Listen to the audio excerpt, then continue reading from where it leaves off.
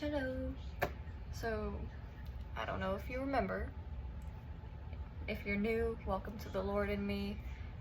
Go back, watch me reading Job 1. There's 2 parts because I couldn't fit it all in one video. But this is my notes on the book of Job, and I fully intend on reading the entire book of Job to y'all. But I wanted to share these notes because it just clears a lot of things up when you go and read through it, because it is pretty confusing. So I'm gonna show this to y'all so you can see it and screenshot it or save it, whatever you want to do, okay? But this is important, all right? I hope you guys can read this. I plan on doing a more in-depth study of the book of Job, but this is the initial study of the general story. Job was a righteous man, like said by God that he is a righteous man and a faithful servant of the Lord, okay? Blameless and upright. And Job went through a whole lot of hardship and whatnot, but what I didn't understand while reading it is how in the world his friends were mocking him. That's what I didn't understand. Because if I get out this book, the Bible, and we flip open to Job, excuse my tabs, they're a little messy.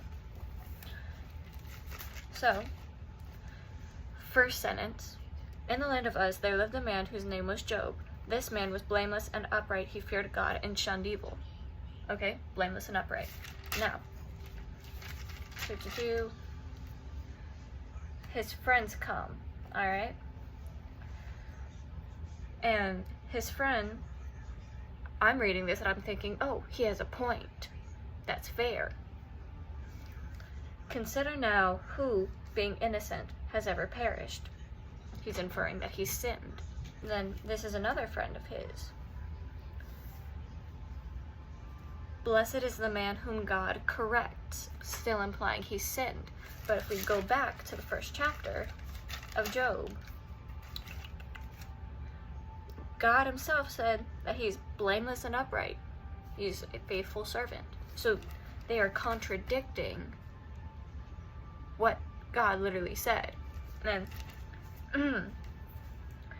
this is verse 6 of chapter 1. One day the angels came to present themselves before the Lord, and Satan also came with them. The Lord said to Satan, "Where have you come from?" And Satan answered the Lord, "From roaming through the earth and going back and forth in it." He was in the earth spreading evil and destruction and blah blah blah.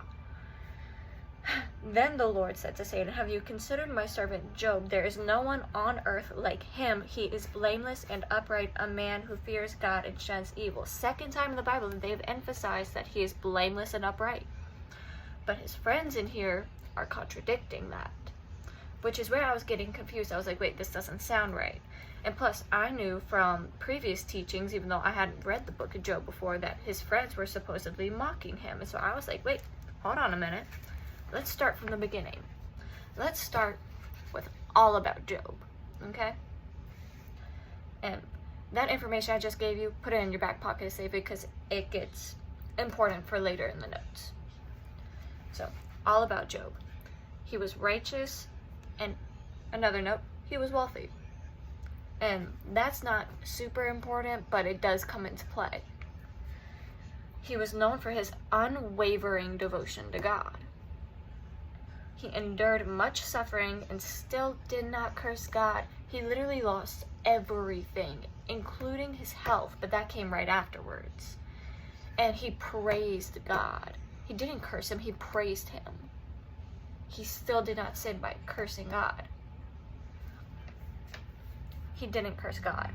He maintained his integrity even in despair. Now, he was being judged, mocked, lost everything, but even all throughout that, he maintained his integrity, and that's incredible, because a lot of people would have completely lost their integrity. And it's true. I'm not trying to be mean or rude, but ask yourself, look at your closest friend, okay? And say, wow, if they went through all that, would they still have kept their integrity, or would they have turned and done something a little dumb? Trust God even with limited understanding. Another verse in the Bible. I'm not entirely sure which verse this is, but I know it is a verse in the Bible.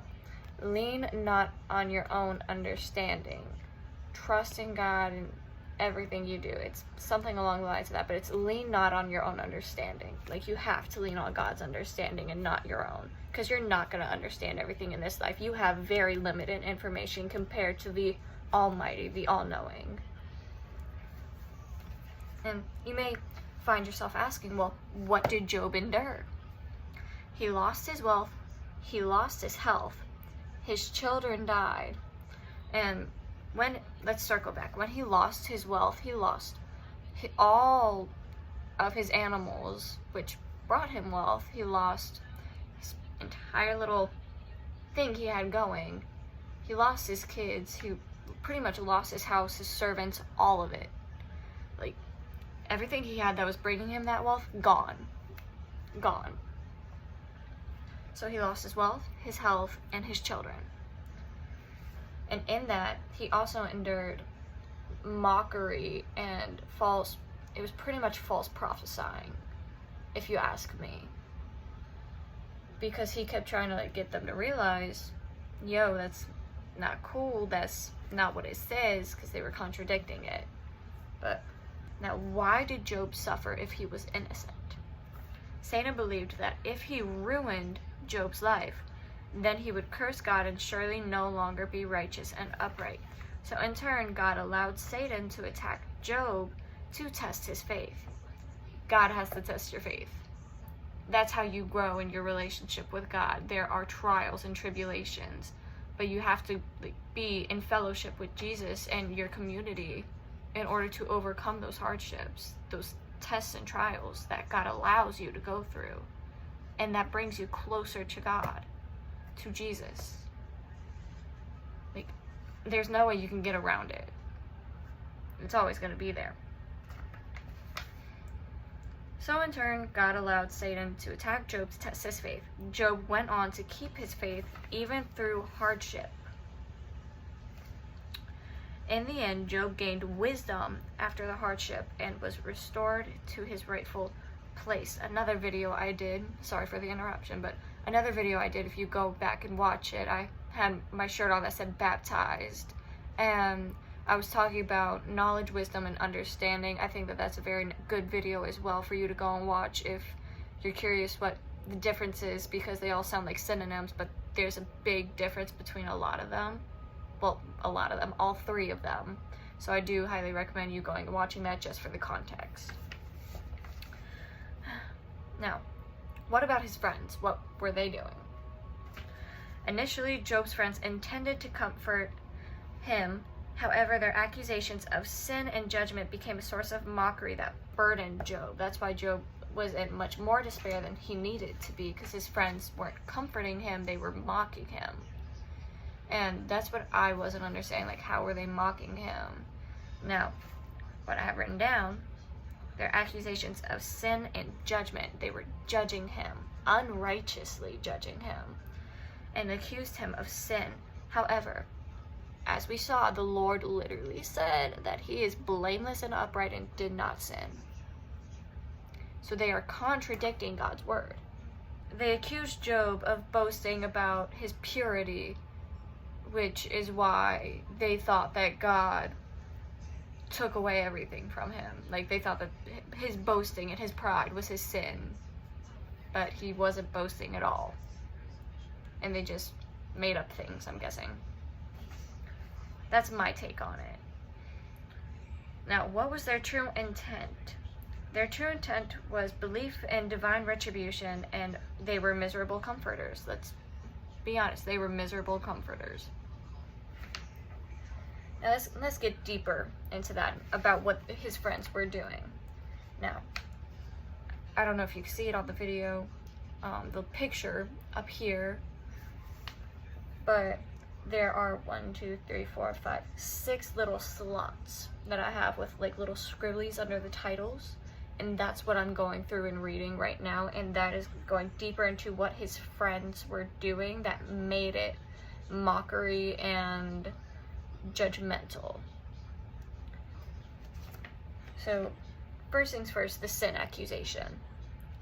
They insisted his suffering was proof of his sin, which contradicts God's words about Job being righteous, exactly what I've been saying from the beginning. And if we go over one, they misrepresented God. They wrongly asserted that God only punishes the wicked, a simplification that put Job in a position where he looked guilty, because I don't think Job knew how to explain it to them that not only the wicked get punished, and to say that in a way that they would understand, because in order to get closer to God, you have to go through the trials and tribulations, like I said. But their friends, his friends, believed that only the wicked got punished, and so Job looked guilty even though he wasn't, put him in a weird position to where it just made the situation worse. Moving over, lies about God, because God rebuked his friends. It highlights their error in not speaking the truth about him and trying to defend God with lies. In the book of Job, his friends are wrongly accusing him, speaking illy about him, and overall not being good friends or good people. And they are saying that, oh, God doesn't do this or God doesn't do that for this specific type of people, these specific people. And in doing so and saying those things, they are spreading false doctrine, lies about God and what he does, how he does things. And so when they did that, God rebuked them because he detests lying lips. Another verse in the Bible, God detests lying lips. And they were trying to defend God with lies, like they were trying to justify what God did, but they used the wrong information.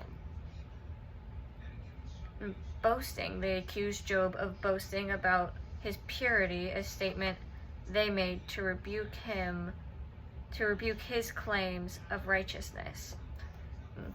As we saw in the very first chapter, the Lord himself said that Job was righteous. But then again, if we circle back to misrepresenting God, it says that Job looked guilty because the friends believed that he had sinned when he hadn't.